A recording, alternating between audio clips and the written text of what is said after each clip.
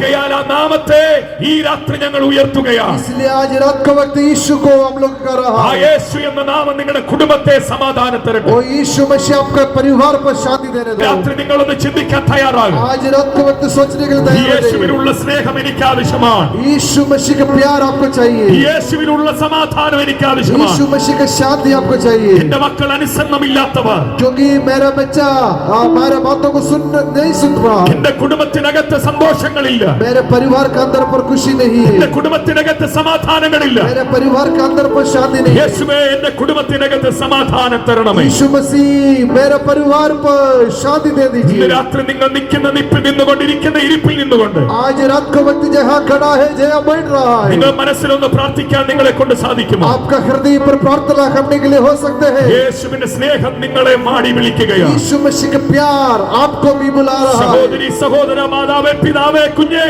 भाइयों बहनों बच्चों, നിങ്ങൾ തകർന്നു പോകരുത്. आप लोग टूटना नहीं. നിന്റെ ജീവിതം നീ നശിപ്പിക്കരുത്. आपका जिंदगियों को खत्म नहीं നിന്റെ करना, ജീവിതം നീ തകർത്ത് കളയരുത്. क्योंकि आपका जिंदगियों को आप खत्म नहीं യേശുവിന്റെ करना. മഹത്വം നിന്നെ തേടിയെത്തുകയാണ്. यीशु मसीह का महिमा आपको ढूंढ कर आ रहा है.